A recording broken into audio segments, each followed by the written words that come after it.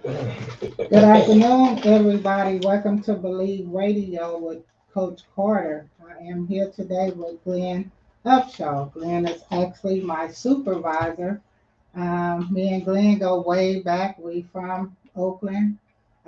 We frequent the streets a lot back in the day, and we are both now on the side of the solution part of this work. So today I wanted to bring him in to talk a little bit about his transitioning into where he is now. Encourage some of the fathers because I know Father's Day is always that holiday that men seem to get the short end of the stick. And there's some brothers out here that's really doing some great work, that's really being leaders in a family and really trailblazing. And a lot of times we don't see them in those lights because we don't often have platforms to put them on. So today, as I said, I have Glenn Upshaw, and he's going to tell you a little bit about himself. And then, for my show, we just pretty much I have conversations with my guests, and you guys are just privileged to be a part of that. And also, we got a special guest in the studio, and I'm gonna hit her with some questions so she can honor her dad on today. So there you go, Glenn. Thank you so much, Ms. Nina Carter. As you said, we've been stomping the grounds for many years. Mm-hmm. Um, and yeah, it's been a heck of a journey for myself. I was born and raised here in Oakland. Um, I feel like I definitely created a problem in my days hustling in the streets. I found out in the aftermath that it was such a huge problem. A lot of children are still suffering from the drugs that I was putting out in the streets Mm-hmm. today. And it's such a horrible way. And it's sort of they've replaced the drugs with the guns. Mm-hmm. And so over the years, with this being the issue that it is, our youth aren't being guided. And I have three boys, and this is my one daughter, Jewel. And so it was really her who changed my life Mm-hmm. when she was born. I had quit all the street activities, but I ended up going to jail. And I came out of jail. I took a deal and I had four strikes. The judge told me if I came back, bring my own pillow. And I felt Mm-hmm. like he wasn't playing, but it sort of took that shake up. And when I got out of jail, she was born shortly after. And it really gave me a different outlook on life Mm-hmm. to have a girl. And I really started seeing the problem. I started becoming an activist in the community um, because I used to, like when we were growing up, Mm-hmm. you had the terse, and that's the only thing you was concerned about. You'll hear about stuff here and there, but you're only concerned with What's going on? Mm-hmm. safety right here Mm-hmm. instead of all of it. So, as I say, I became an outreach worker a few years after, and I started really utilizing my relationships that I had built in the town, and I started asking the gentlemen that were, you would say, the gentlemen that had clout in the Mm-hmm. town, Mm-hmm. well respected. Mm-hmm. I asked them to do their part. Um, that's when it wasn't supposed to be an organization, it was men of influence. And Mm-hmm. so that was just, I pulled them all together. We had a meeting at Rainbow and we talked about some solutions for the street. And I felt like in this work, you have to be 100% honest with these youth. Mm-hmm. Mm-hmm. And I learned that through doing the work. So I started seeing it being easy to resolve situations. I start being concerned with everything in Oakland and even outside of Oakland. But I found the way to conflict mediate Mm-hmm. situations in the street. And when I seen you, I was like, Nina, I need you. I was like, I need you. I hunted you down for a while. I was trying to get you on because Yeah. you've always been honest, Mm-hmm. no matter what it is. Mm-hmm. And that's what this community needs to kind of like heal our community. We need honesty to make our community grow because right now we're at a horrible state throughout this nation. Everybody feels the need to have a gun. Mm-hmm. Um, some people are really scared and want to protect themselves, but some people are just scared and want to shoot somebody. Mm-hmm. And Mm-hmm. we lost that in that transition, as I was saying, back in the 80s with all the drugs. We harmed our community so bad that the parents couldn't even take care of their kids. Mm-hmm. Either they're out in the streets or they're in jail. And another thing that got me when I was in jail, my son's always in jail with me, and I that felt so horrible. I've seen that as I was growing up. I used to see older folks in jail with their children, and I was like, that's no kind of way. And it happened to me, Mm-hmm. so it's a lot of things that made me want to be better. Um, and it's been a long journey for my boys, but they've been working. They're not in the streets like that no more. So it's a blessing, but honestly, I use that same method that we were just talking about. I'm honestly blunt with them. If I see them doing something wrong, I'll tell them. Now, if they choose to keep doing Right. it, I've done my job. And so, right now, we have to be bluntly honest with our community. And I'm glad you touched on that because that's one of my things now because these kids are getting younger and younger that's Yes, being influenced by the streets and then we know when we the work we do a lot of times we find out that these are grandchildren or children yes, of our fellow colleagues that we ran the streets with and for you to say that when you was in jail how you been in jail with your sons played a major part of your transitioning. So I'm wondering, what would you say to these guys that's really out here who's allowing? For me, is they now at this point they're allowing their kids to be reckless because I back in the day it used to be oh my baby mama won't let me see him or I ain't got nothing to yeah, do with that yes, she tripping yes, and I understand that from where we came from because at that point you chose the street life and what you was doing over your children because it's now I gotta protect the bag, I gotta protect the product. I don't need a hmm, raise, so I can't even rub her the wrong way, without her putting the police in my business. right. So that was a disconnect with a lot of fellas that's being like, ain't So nothing I true. can do a catch to 22 situation. But now that there's so many opportunities for guys to change, like you said, you came into the work as just let me be part of the solution Yes. and let's just have a meeting. So how do we get these cats to these meetings now that people done got comfortable in their life and it's like whatever they doing ain't got nothing to do with me. I done started a new family. I Hmm. got some new kids and I feel like I got to do over. So the other kids, they Yeah. really not concerned. So how do you think we could change that narrative? Well, I think the narrative has to be changed. We definitely need the help of our community. Mm-hmm. Those folks we talking about that's well respected. Mm-hmm. They have to come on board with us because, like you say, some are their nephews, some are their nieces. We were just talking this morning about a 15-year-old Mm-hmm. girl that was shot Right. in being active. Um, they have somebody that they do listen to, Mm-hmm. or somebody who they're influenced by. But the thing that's the problem, and I'm so glad you have this Mm-hmm. platform.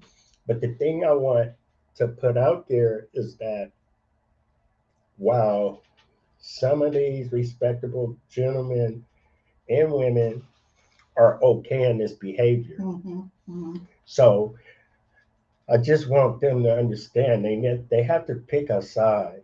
Right. You know what I mean? So if they don't pick a side, it's karma comes Mm-hmm. in so many different Oh, most ways. definitely. So I've been hit with it several Mm-hmm. times. I thought I had just because I didn't go to jail for certain things. Mm-hmm. Karma hit me hard as it could by having my kids in jail. I didn't have a dime to Mm-hmm. pay for no legal fee because I used to be able to pay for legal Mm-hmm. fees. But I want these folks to understand that if they don't pick the right side, they will become a victim some way, somehow. And I mean, our community should want a better community. Mm-hmm. Um, I sometimes I would get frustrated because things wouldn't happen fast enough for me, or I couldn't turn things around. And I've been dedicated to this work. And anybody that'll listen, Mm-hmm. I'm willing to put them on board. Come on, let's make this a better team. But we need folks that are justifying this behavior to change that narrative because, like I say, it's difficult. Like right now, nobody can trust nobody because friends are shooting their own friends. Mm-hmm. They robbing their own Mm-hmm. friends. I mean, I was just saying how we're being held hostage. That's what it It, feels like. it does. Nothing is normal. Yeah, it's a No, it struggle. Mm-hmm. isn't.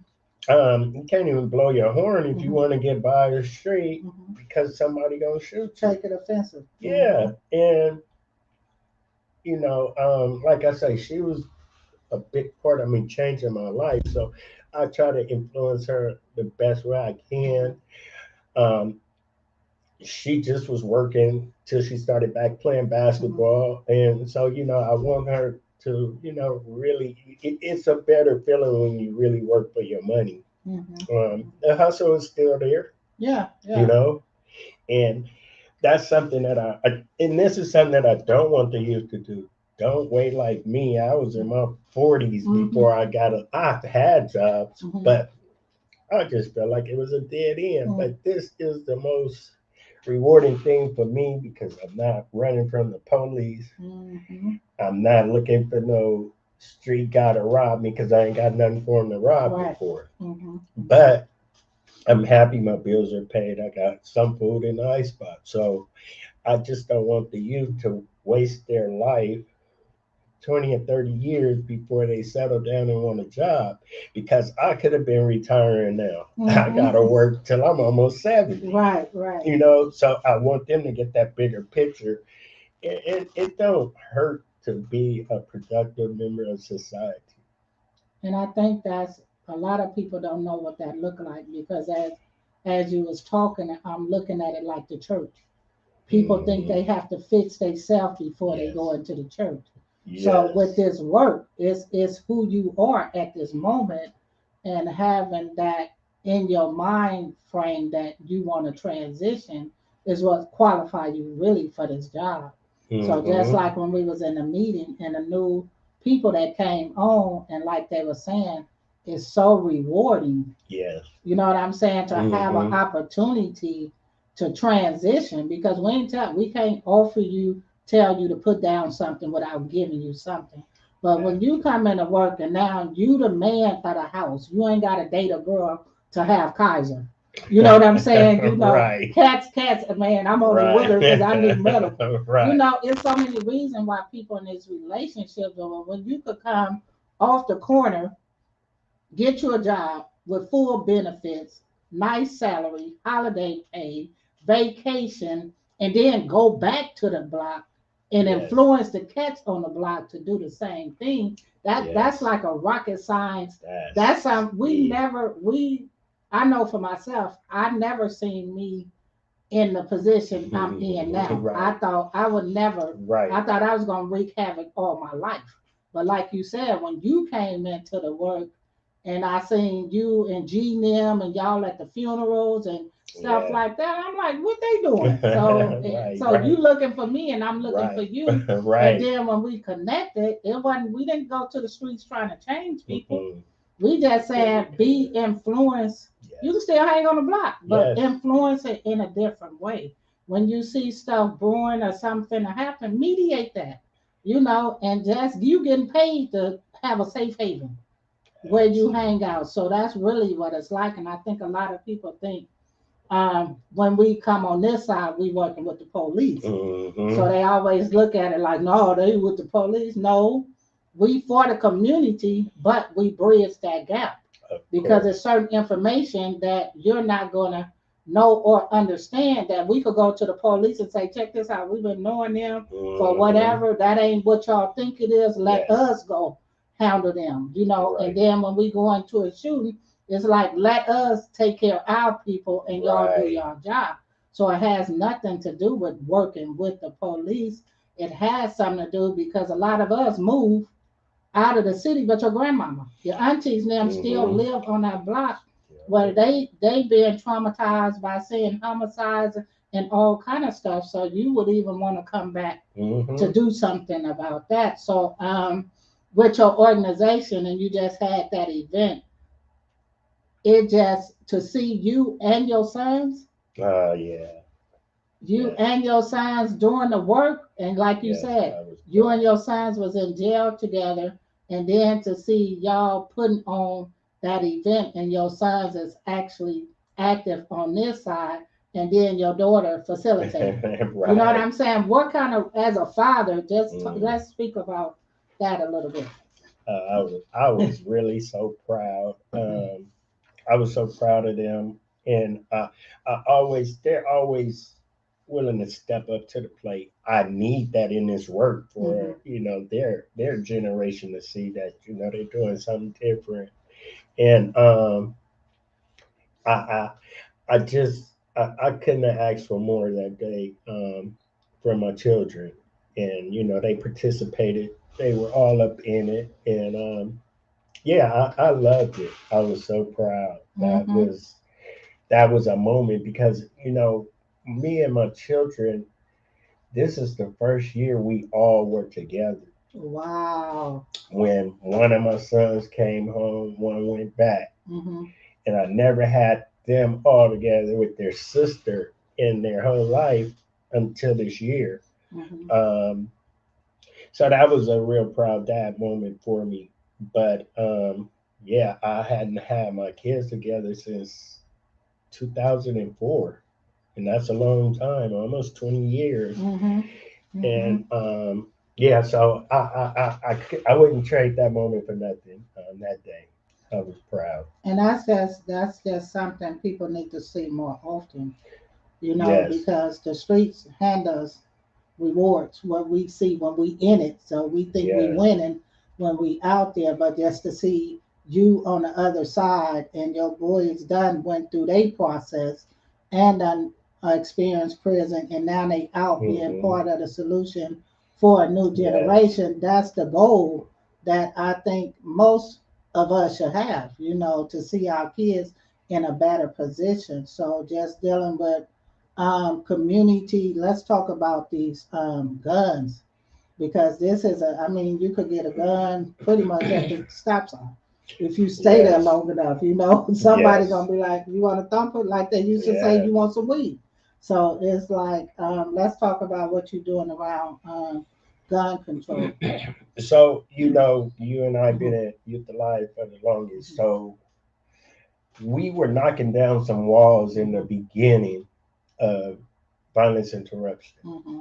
Um, so all of a sudden the ghost guns start being an issue. Um, and during the violence interruption, we were still making great leeway, but the gun epidemic wasn't as bad. Like well, 16, Mhm. 17, but definitely after this pandemic, um, we definitely seen guns flooded in our community. And so just this year, I started working for Brady,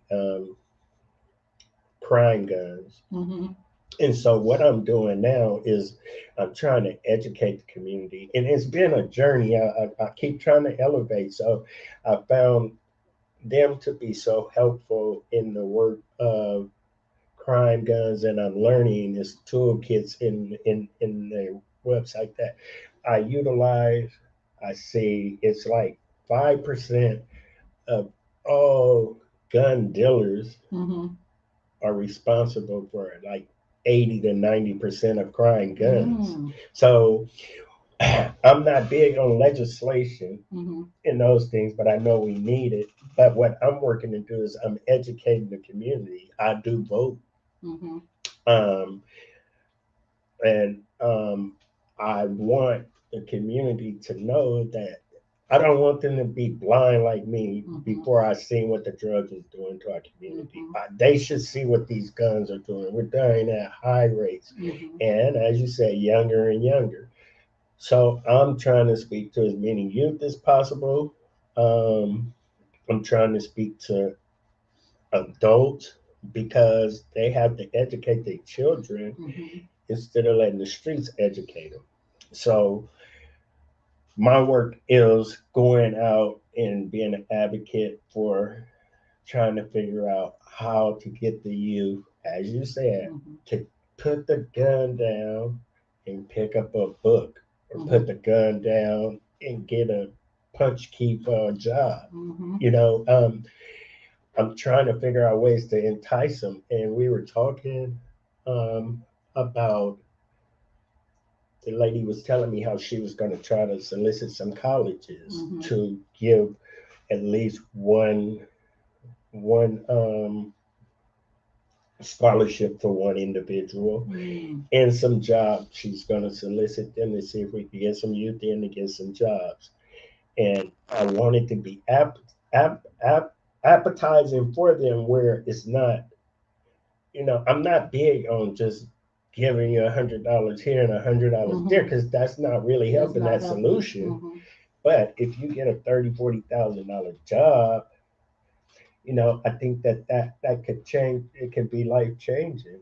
Um, it's sad in our Mm-hmm. community, like some people are raised in the welfare system, Mm-hmm. and they feel like they're getting over on somebody, and they won't get a job because they're Right. gonna lose their Section 8, or they're gonna lose their food stamp. Mm-hmm. So I was on SSI before I started working, and that money was not It enough. It couldn't wasn't sustain you. enough Mm-hmm. at all. But as soon as I got a job, I dropped the SSI. But I was making well more than that. I was Mm-hmm. able to sustain myself. Mm-hmm. So in all the work that I do, it's all trying to lead to the same goal of making our youth successful. But I definitely I want to cry about the guns to Mm-hmm. all our community. This whole nation is seeing stuff. We was at the gun buyback this Saturday. Yeah. How did that go? It went decent. Mm-hmm. We got, I think it was 131 guns, Mm-hmm. a few assault rifles, and a few Glocks. So it wasn't just Mm-hmm. toy guns, but Right. it was some significant guns. But I had the opportunity. I asked the people. I'm like, so why are you turning your guns in? And they were like, well, either they had too many at home and they didn't need them, but they wasn't getting rid of all of them, Mm-hmm. and they just didn't. And some just didn't want any guns around Mm-hmm. because of grandkids. But yeah, that was they. The thing was, they still had a lot of money left over, Mm-hmm. so it wasn't what they expected, but it was a good turnout. And then some of the older people that I've grown up with, I got a few calls and they was like, "What's up? What you doing?" I'm at the gun buyback. You got some guns you want to bring? Mm-hmm. And I've grown up hearing this. Mm-hmm. They're like, "Man, they trying to get our guns because it's gonna be a revolution." And I've grown up hearing that. But at this date and time, how things are happening, just another church was shot up last Mm-hmm. night. At Right. this day and time, it seemed like it's being egged into it, maybe, but I've grown up hearing that all my Mhm. life. You That's know. like they say the world coming to the end. Since I've been Yes. born, Right. I've been hearing that, and I say, well, look, my assignment ain't complete, so Right. your world might be coming to an end, Absolutely. but we got some goals to to change the narrative of how our communities to be served, the Yes. safety in our community, and going back to the gun issue when I'm dealing with a lot of youngsters is out of fear. And that's Yes. what parents need to understand, that your kids are carrying guns because they don't feel like you have their back. Absolutely. So, at any time you've been exposed to gun play or around families that's what they do, then you, by nature, you're gonna carry a gun. But I Hmm. feel if people got outside of themselves, like parents, Hmm. come outside of yourself and really talk to your kids and deal with your kids and see what they up against and give them that support system, Right. then that's part of dealing with the trauma of why they out here reckless and feel like they need a gun anyway. But we True. always feel like, well, I did what I knew and all of that. Those are Hmm. excuses, because when you know better, you do better. And if you know your child is out here, you as a parent, you should want to save their life. And a lot Absolutely. of times when these 15 and 14, that's crazy, because a Horrible. lot of them, when we really get into it, a lot of them is homeless. A Yes. lot of these kids is in the foster system. And when we grew up, that wasn't gonna happen because a kid didn't have Mm-mm. nowhere to go. You was bringing them to your house. That's right. But we stopped getting in, we stopped caring about the community and other folks' kids. It's about my house and my kids. But Hmm. then now, when your house get affected by what's going on, then now you want to cry for help. But when Yes. we could Yes. prevent all of this by speaking, just talking to your kids, because most of the time we know. Definitely. Now we got to face you, so now you're embarrassed. Yes. Then as you embarrassed because now it's your child that's laying out there in the street, or it's your child on the news Hmm. because they done created havoc, and we done already told you we got resources, we got services, we could help you, Hmm. try to figure out, have these conversations. But some people is Absolutely. just stuck on Hmm. themselves. It's about me now. I raise my kids, and that's not true, because you don't never. Long as you on earth, you still have to pour into your children's life, whether they adults or not. Hmm. And we don't prepare our children for street life. Right. You say your kid disrespectful, you mad at your kid because they didn't do what you say, but you never consider what Hmm. seed you sown to get that disrespect. Hmm. Because kids don't just grow up being disrespectful. At some Hmm. point, you disappointed them or you done dropped the ball. And if we don't ever want to go back to fix that thing, then we're going to have more of these young kids that's just out here fending for themselves. Because if I don't find value in my home and my family, then why should I value your life? Nobody value mine. Hmm. So I think that's kind of like the mentality that a lot of these parents are having, Hmm. because when you go into service a young person, the parents be like, well, what you calling me for? They been left Right. for, but you didn't Right. prepare them to leave. Right. You didn't go get them. You didn't try to find out why they left. No, they don't listen to me, or what,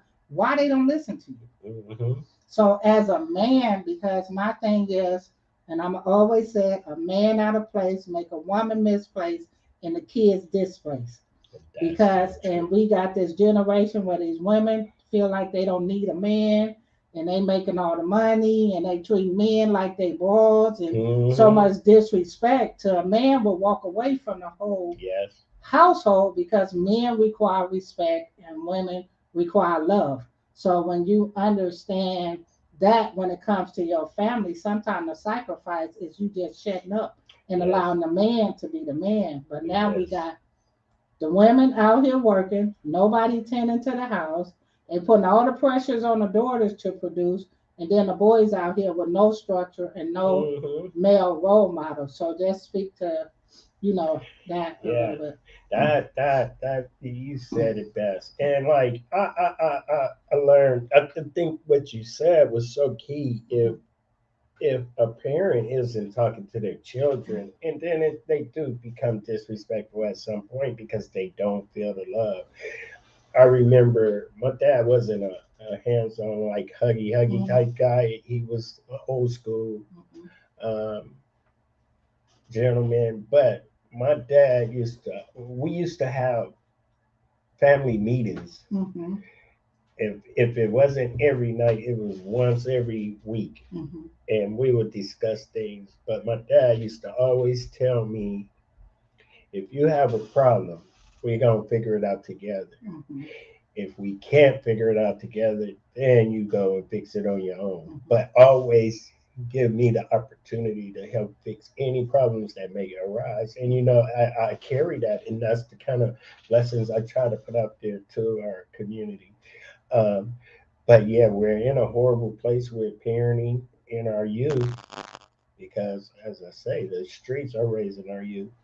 They don't have enough sensibility to be in the streets in the first place. Mhm, mhm, I just don't.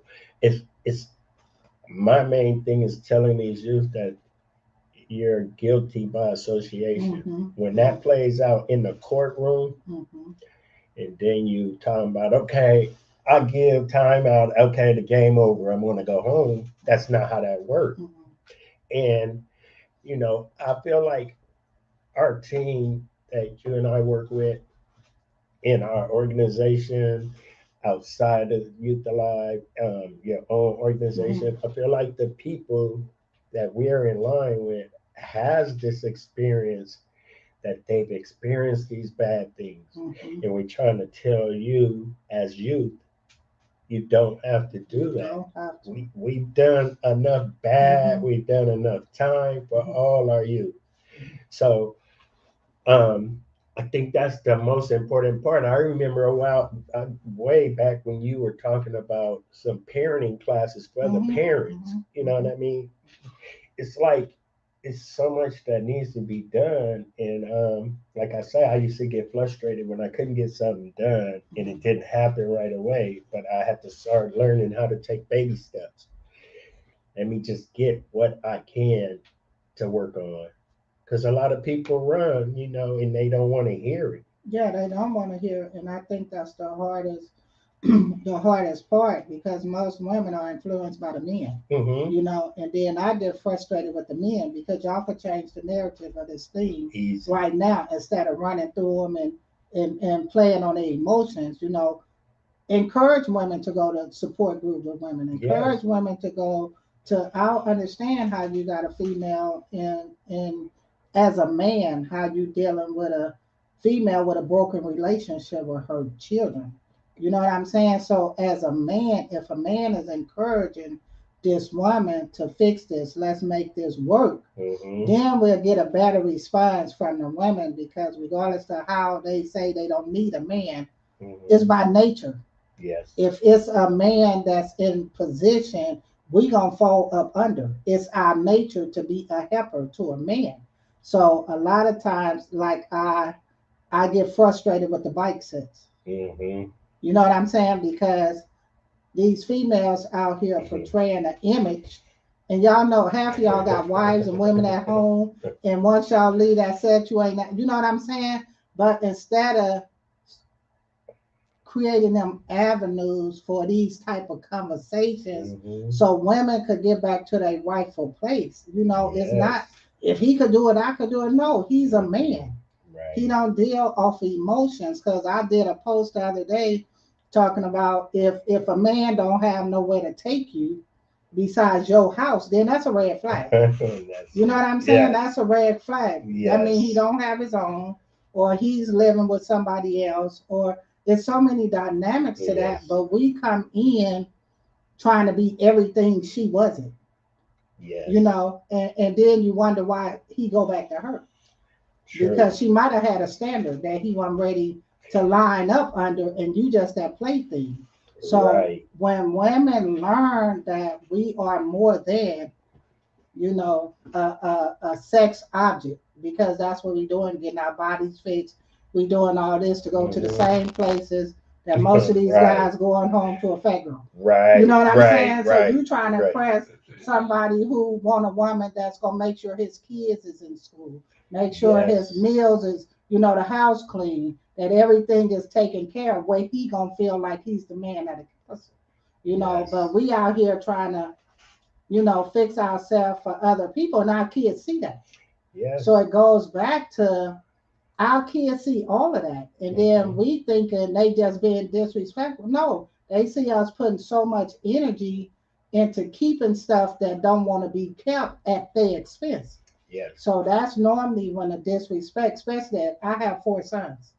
So they be like, why you don't date? I have to pick and choose Hmm. how and who I date because I respect my sons.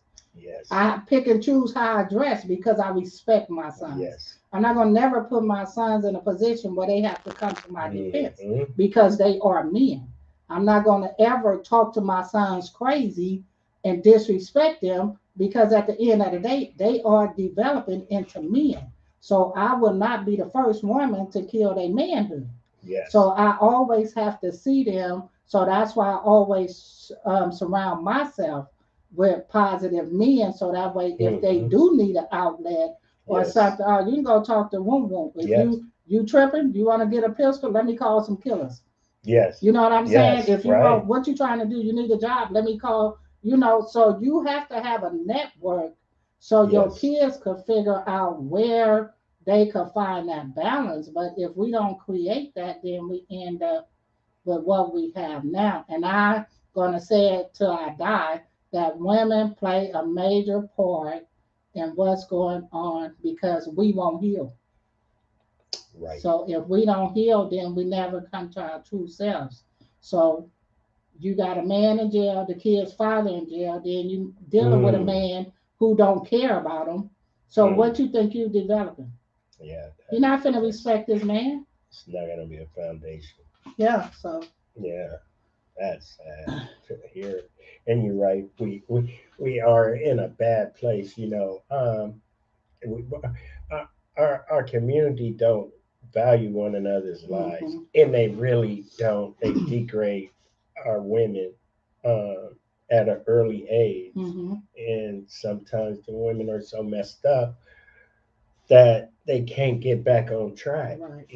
And that all comes from the parenting. hmm We see girls younger and younger out where they shouldn't be, hmm especially the kids. And like you have said, some of them are homeless. hmm But a few years back, I was trying to talk to a preacher about my work. hmm And it was so sad. So you can tell this just kind of describes where we at. And I was describing the work. I was trying to utilize his church as a mediation spot. hmm Just I was trying to get several avenues hmm throughout Oakland. And he told me, he said, I don't know what you're doing this for. It ain't going to help. And this is coming from a pastor hmm and a well respected pastor. And that hurt me. It hmm hurt me so hard. I didn't want to use this place. hmm And so when you hear those kind of comments, I used to say it, so I'm not trying to be a hypocrite hmm about it, but I'm starting to do something about it. hmm Maybe I can't, but I'm gonna try. Right. You know what I'm saying? So I just I feel like the more crying or preaching that we do, the better the odds get hmm on building a better community. hmm Um, because some days I wake up and we wake up to those shootings hmm throughout Oakland. hmm Some nights we might not have none, but then sometimes it's like they make up the lost time, and hmm we have 10 shootings, Right. and then when I wake up and look at the news and I see all across the country what's going on, and I'm like, man, how are we gonna be able to fix it? Sometimes I have doubt, but I hmm never give up. hmm It's just one of those things that I'm always looking for a new solution. But I always work with what I have to do the best that I can for the community. So yeah, we have to start valuing one another. Yes, and that's what that's why it's important for me to create more events because, like I Hmm. tell people, it wasn't that our parents was exempt from problems because Mm-mm. the kids we Mm-mm. talking about now, I was one of those kids, Yes. and I was one of those kids because I didn't feel value in my home, Hmm. so I went to the streets Yes. where it was easy for me to link up with some cats who Yeah. and created that reputation, and sometimes my reputation precedes my character, Hmm. because Hmm. we live in a city Right. where Right. people, if you ain't about it, then you're Right. useless. Right. Right. So just changing that narrative because when I was in the streets, it was hard. I Hmm. was 15 with a pistol. You know what I'm saying? Hmm. So that was for safety. But if Right. I needed to use it, then I was going to use it. But you put kids in so many different unsafe environments Yes. because you don't understand that child. See, Yes. I was the trouble child because in reality, I just thought different. You know what I'm saying? And Yes. because I'm a kid, I don't know where to challenge those thoughts. I could have been a entrepreneur instead of a drug dealer, but there wasn't no Hmm. entrepreneurs in my family. Right. Right. So but I knew I had some skills that I didn't see. So Absolutely. that energy and stuff was challenged in a wrong way, which took me around a circle to get where I'm at today. So Yes. that's why when I say parents, if you just listen, to your children, that's just like when I interviewed my daughter that's transgender. Hmm. If I wouldn't have Hmm. listened, because when she Right. first told me that, I'm like, what do you mean? Yeah. You gay? Right. You whatever? Right. Who touched you? Right. It was Right. defensive because I was ignorant to what she was saying. But if I would have stayed ignorant, Yeah. my child would be in a hotel somewhere, could have been dead, kidnapped, all Yes. kind of stuff from trying to figure out how to be that. Hmm. So sometimes when our kids don't go the path we take, then we dismiss them. And I just Yes. want us to get back to that place where if your kids can't talk to you, allow them to talk to somebody else. Yes. Please. Just allow. We don't care about your business. I ain't True. gotta ever know nothing about your business. I just want to make sure whatever your child has a purpose or a desire to Hmm. do, that we create them avenues. Yes. But people live with so many skeletons, so they scared Right. if we help their kids, we worried about what they got going on. So Right. can you talk to that piece of the work we do? Because and I think that's a lot of times why people don't take advantage of services, and going back to when you was talking about welfare, Hmm. because they always say ain't no jobs, ain't no jobs, but Hmm. we get summer jobs for Yes. kids all year. Uh, Not only that, we could pull them in and have them work with us. So yes. it's always money for kids to do something. But the first thing somebody say is, if they start working my section, they gonna go up. So that's that Absolutely. poverty Yes. mentality. That you will stop your kid from flourishing or benefiting from something because you worried about staying in a box. Or I'm on a fixed income. Who fixed it? Yeah. You know what I'm saying? That's my Right. thing. When people tell me I'll be like, well, who fixed it? Because just because you ain't got no other Right. skills, Right. So I think that mentality that we have, because we don't want to change our belief system because it was handed down from generation to generation. So when Hmm. it comes to our kids, they going against the grain. Right. So instead of us trying to figure out, well, how do we fit in here, we'll just dismiss them. True. And I think that's a lot of what's going on. Yes. And so I like, I try to be a good influence on people that we come across. Hmm. I hate that we have to go to the hospital and then sometimes somebody's gotten shot and now they want to change their life. But if we just can get to them sooner, and the parents has to get on board because they need it just as much as their youth need it.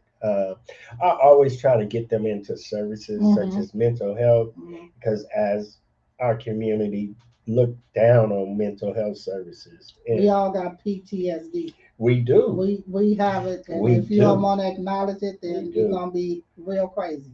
we see things as little children that it's stuff that you will see at war, Mm-hmm. that you shouldn't see.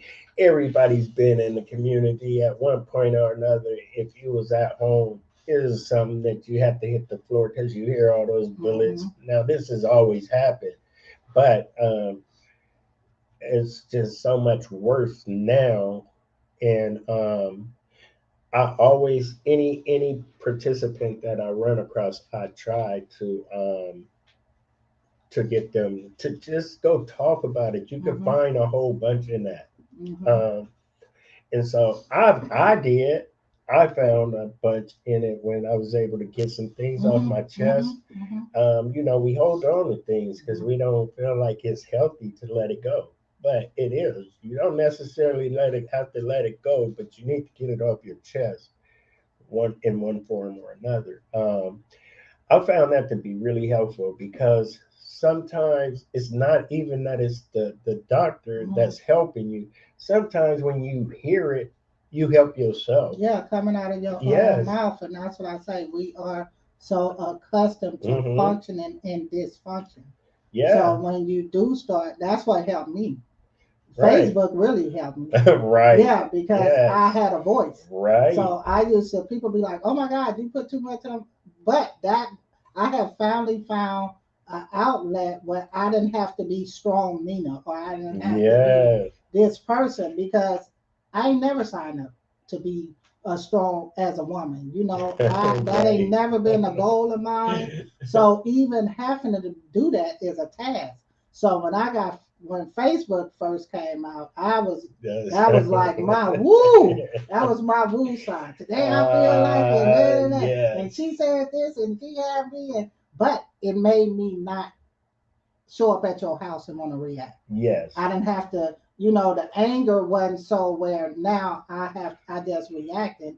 It taught me how to respond. So the more I started writing out Mm-hmm. how I felt, and that's why I say what everybody say it's the rap music. Why the kids is Mm-hmm. doing it is, but Mm-hmm. where can they go to verbalize? Yes. Where's a space in Oakland Yes. where they Yes. could go and get on the mic and cuss and act the fool and say, I Mm-hmm. hate my mama, she get on my nerves, her Right. boyfriend ain't cool, and my daddy a punk and he over Right. there a sucker, Uh-huh. raising Right. them Right. other kids. Where could they go and nobody judge Yes. them? If they had that type of environment where they could get that out. Okay, so now that it's out and you know that, so what's the next step? Yeah. So What's what you gonna next? do? What's next? Yeah, because in That's a right. minute, the way you going, you finna have a kid. So Yeah. what you gonna do? So Absolutely. those platforms is more what we need, and that's why when I say the services Mm-hmm. that we offer, even with our job, we have so much available that people won't Yes. even tap Yes. into, and You it's know. like they act like they signing up for probation or Yes. signing up Yes. for something, but you don't even know how many avenues that's taking advantage of service and putting your kids in certain environments with other kids that's dealing with the same stuff. Yes. Fix things. So let's talk about services. Yes. Yeah, we have so many Hmm. services. And like, I used to be not I wasn't part of ceasefire, Hmm. but I used to go to their call-ins Hmm. to try to solicit some of the participants because ceasefire was kind of a little bit of a bully. Hmm. They call all the law enforcement, FBI, Hmm. sheriffs, even some prison staff. They Hmm. they they call every law enforcement, the federal DA, Hmm. the federal prosecutor, the DA, and so they sit everybody down and you know, it's not so bad now. I don't think, but it used to be like it comes in with a soft approach, and then Hmm. the next thing you know, these police getting up there and they trying to scare you Hmm. straight. Hmm. I get it in one sense, and then another I don't. But these people have already been victimized in the Yes. community already, Right. so Right. don't come and victimize them again, Hmm. bullying on them. So a lot of those participants I would catch and do sidebars Hmm. while I'm in the call in Hmm. and let them know that I'm not part of this Hmm. ceasefire, but I do want you to get services. Hmm. We got we got a host of services. We can help folks really get a job. Mm-hmm. Um, but you have to start somewhere. We help get people back in school. You know, And that's what I was telling somebody the other day. You don't even have to be here. right? We could move you and transition your life somewhere else. Yes, So those are the things that the community needs to know, that the it services is. is not what they used to be, Mm-mm. because people like us is at the Right, table. We right. really trying to put in stuff for that's going to benefit the community Hmm. for what they need. We trying to Absolutely. change the narrative of people who haven't had our experience, Hmm. or even though brought up in our community or nothing, stop making decisions for us. But it Right. requires a community buy-in for Hmm. us to say, I can't be the only one at the table saying that don't work for my community. So they like, Yes. okay, well, let's have a community meeting, and then ain't nobody from the community there. Right. So now I'm Right. sitting there saying, That's so well, true. let me get another approach, because they say they want it, but they really don't. And I think a lot of it is people don't know how to show up for stuff like that. And it's really True. just show up. Just like a lot of times people, when they first come to my meetings, they be like, I don't know why I thought your meetings was, Hmm. gossip or people. I said, because the people who not ready to heal, that's how they'll put it out there. Yes. So People who true. are not ready to heal or not ready to better themselves, they will always take something positive and make it negative.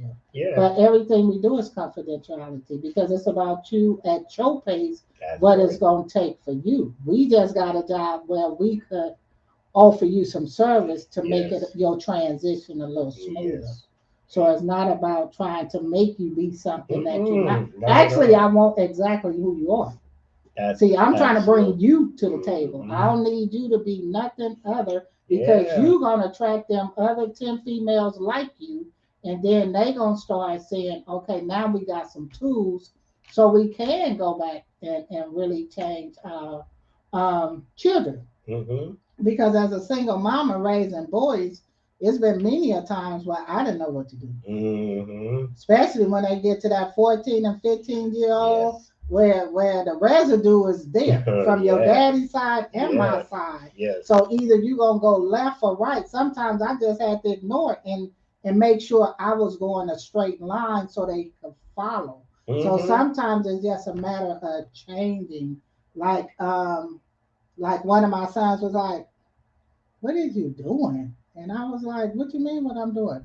I go to school and come home and you still in the bed. Didn't know, I didn't even know I was depressed. You know what I'm saying? Wow. I didn't Yes. know. But when he Right. said that, I was like, oh, he pay attention to that. Yes. So Wow. what I did was, while they at school, I might not leave the house, but I'll go from my bedroom to the living room. Or Yes. Yes. move my position so to make it look. Then I start walking. So kids tell us what they expect from us. They do. So when he said that, I took that to heart. Like, okay, so you don't had a good day at school, then you come home and I'm just Right. in the bed, no Right. motivation. So I Right. just really killed your spirit.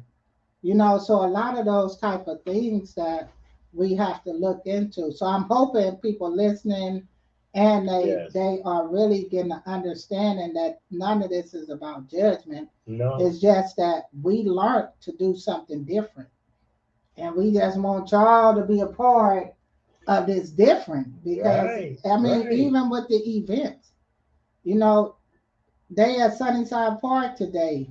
They got TVs, giveaway, Hmm. gift cards. And when we brought the kids last year, somebody won some Jordans. Mm. Somebody won like $300. Somebody, but it's so much Right. stuff going Hmm. on that you could do as a Yes. family. Yes. That you in your own neighborhood. Come Yes. outside. Come outside. So we're gonna Yeah. transition from this talk, and I just want to talk to. Okay. Thank you so I want much. to talk to baby Sure. girl. Here you go. Because I knew your daddy before you came. For real.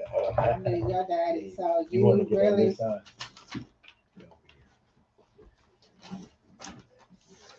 Yes.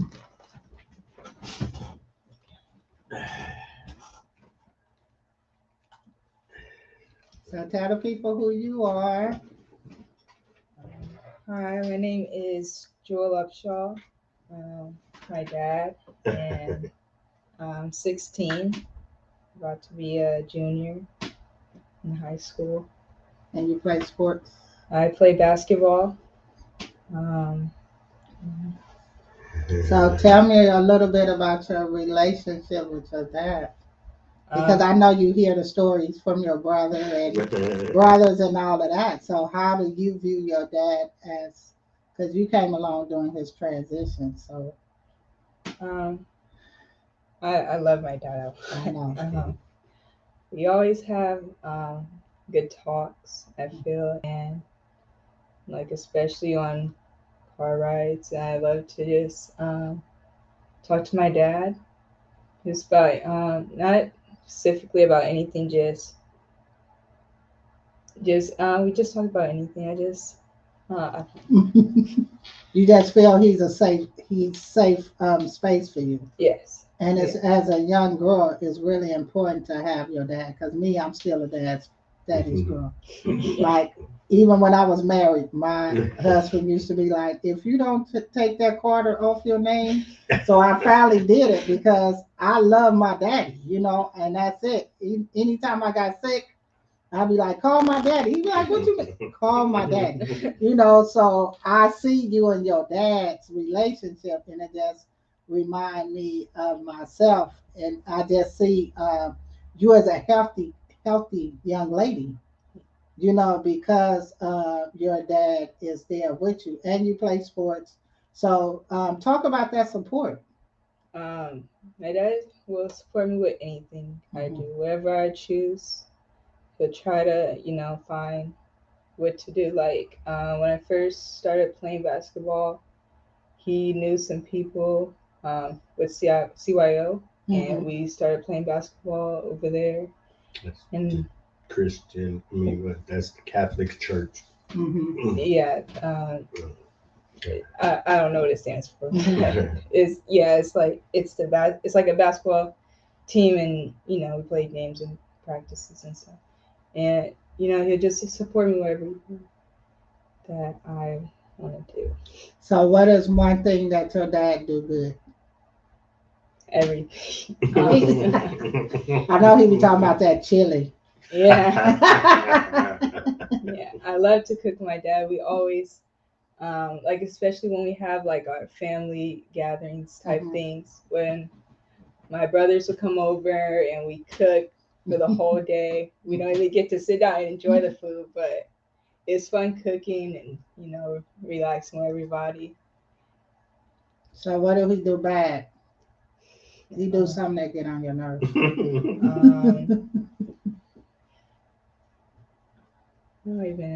Can't even think, but Fuss at you. Yeah, that's good. Yeah, he fusses a lot. He fuss. Yeah, he fusses a lot. So how does that happen? Because my sons told me that when I holler at them, they don't hear nothing past my first word. And that too. I mean, my kids made me grow up. I'm just telling y'all, because I guess because I'm very boisterous and I allow them to be that. So my son was like, "Do you know? As soon as you start hollering, we don't hear nothing else you say." So that's what made me start respecting them as men. And it goes back to men require respect. So yeah. So that fussing, what you do? Just shut up, go in your room, and be like, whatever. Well, usually I actually take in everything he says. Okay. But it's the same thing with my mom. I usually don't listen to what she says. Right. See, because girls love their daddy. I'm telling you. And your mama, you be like, okay, whatever. Because she calls him anyway. So if something happens, she'll call him anyway, and then I gotta listen to this. Then sometimes, I do shut it down. Right. Yeah. So your dad can't do no wrong in your eyes. Yeah, for now. So that's a good thing, because that's why I wanted you to be on here, because those relationships is very important between parents and children, because when you don't have it, you lucky to have it, But kids who don't have that and don't have that outlet, those are the ones that we mostly see out here without a support system. So they trying to find value in anything that they see. So I see you and your dad, so I know that that's a healthy relationship, and it's rewarding for him as a man when, like he said, him and his sons was in jail. So looking at you, it make him feel like he did something right. And that's how I'm with my grandkids. So looking at my grandkids, it's like, okay, well, look, I don't care what y'all talking about. So we already done talked about that 20 times. And every time your life ain't the way you want to be, you want it to be. Our kids always remind us of when we weren't always there. Yeah, it's always. Well, if you would have been and all of that, I'd be like, well, my grandkids don't know nothing about that. So you could be mad, bring me my grandkids. So I feel like I'm making up all my wrongs, my mistakes and all of that through my grandkids, because you gonna have to deal with them the way y'all dealt with me. See, I don't have to deal with them like that. So I just want to thank you for being on, because, like I say, I've been watching you just flourish and grow and connect with your dad, and that leadership and just having that strong man and male influence from your brothers and your dad is making you become a beautiful woman, young lady, and you're going to choose right when it comes to dating. So thank you for being here. So on that note, this show was, we was just trying to just give y'all some language around, fixing it. We don't have to be stuck in our current situation. We don't have to live in dysfunction. You have people that's out here that's at these tables. We are a voice for the community. We are a voice for you guys. We are available. If you have some sons, daughters out there that need some guidance, tap in. Just let us know. We'll come help. We'll support. What we do is confidentiality. We got so many outlets available. And fathers, tap in with Glenn and get stuff right. Father's Day should be just as big as Mother's Day, but it's just a lot of division, it's a lot of pride, and it's just conversation. People love to avoid having those difficult conversations, but we want to be at the table to have those conversations. So tell them how they could contact you, Glenn. You can reach out to me at Youth Alive on our website, youthalive.org, or you can call me. My number is 510-938-0030, or you can look for me on Man of Influence. So those are some ways to contact me, and I'll be more than happy to come to you or whatever you may need. And if you feel like you don't want to come to us, you could just tap into our organization, Youth Alive.